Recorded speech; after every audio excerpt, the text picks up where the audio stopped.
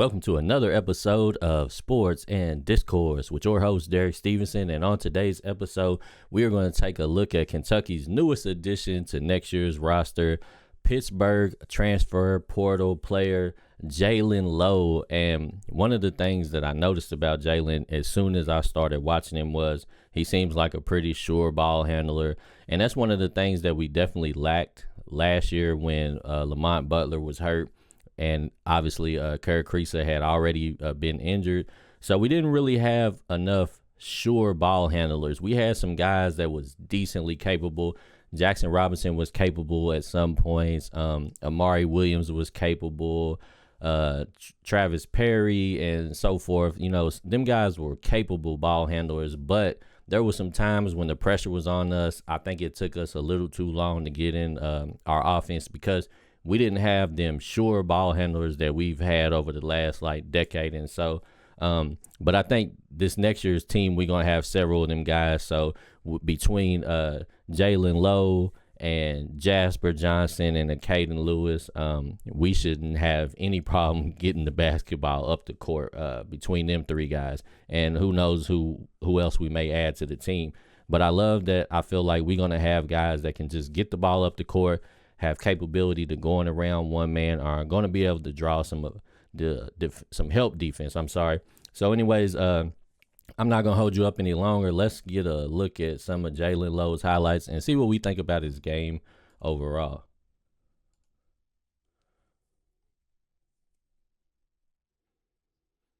And as you see, he looks like he's got decent size. That's one of the things I noticed too right off the bat. You know, nothing wrong with small point guards.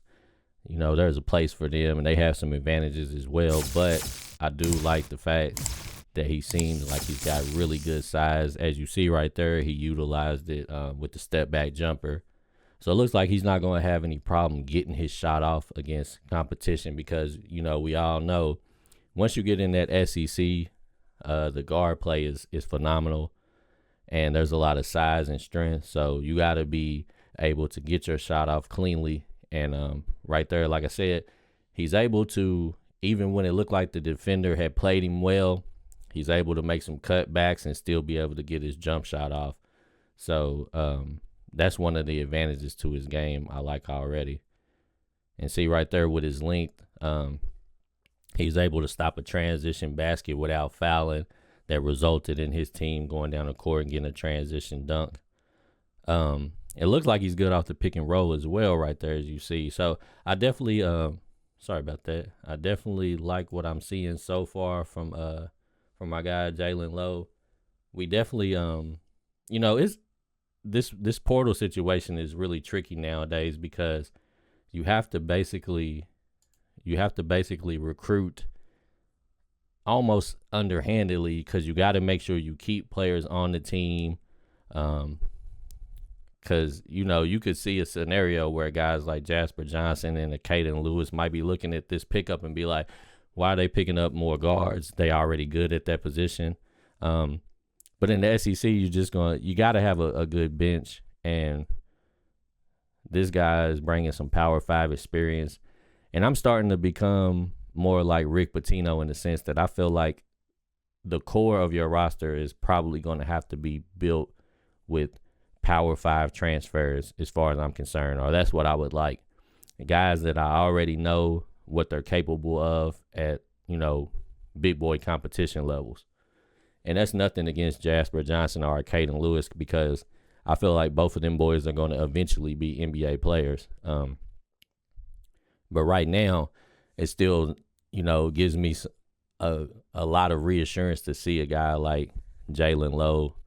You see right there him getting down, guarding the ball. And that's one of the things that we were lacking at on this year's team. Like, we had a couple of good defenders, but we didn't have enough. And we need to have guys that at every position can make it difficult. And you can see Jaland getting down in the stance.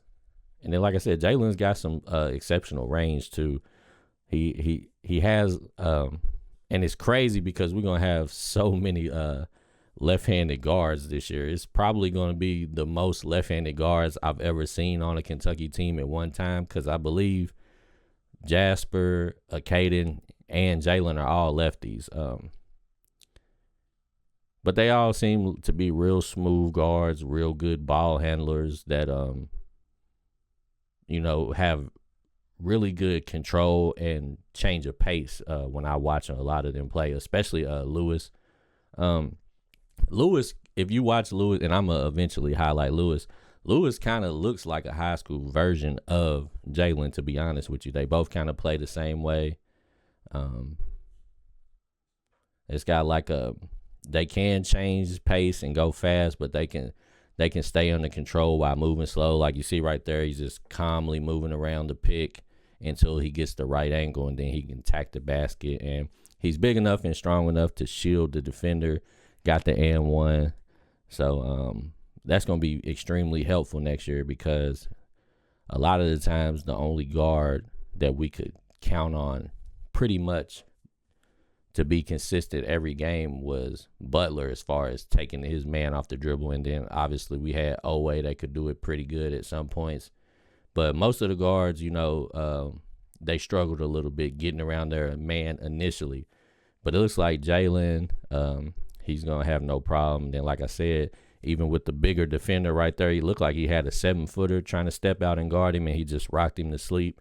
And was able to use his step-back jumper. Excuse me.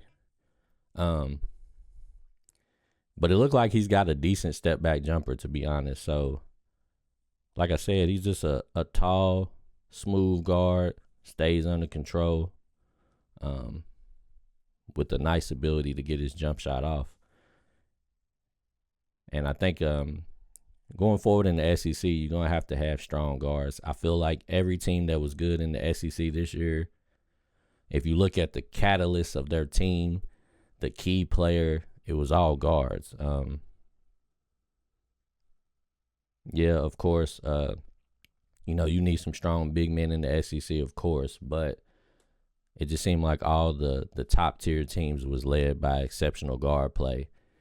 And hopefully next year Kentucky will have an elite guard play as well. We had good guard play this year, but I wouldn't call it elite, but hopefully we can have some elite guard play next year. But Jalen, like I said, Jalen just seems to have a smooth game. I just feel confident knowing that, he was averaging 16 points a game in Power 5. Some people might look at it and go, it wasn't playing in the best conference, but I do feel comfortable that he's going to be able to be consistent, at least in the ballpark, to what he was able to bring to Pittsburgh. I believe he'll be able to bring something pretty close to that at Kentucky. But I think this is an excellent pickup for Kentucky.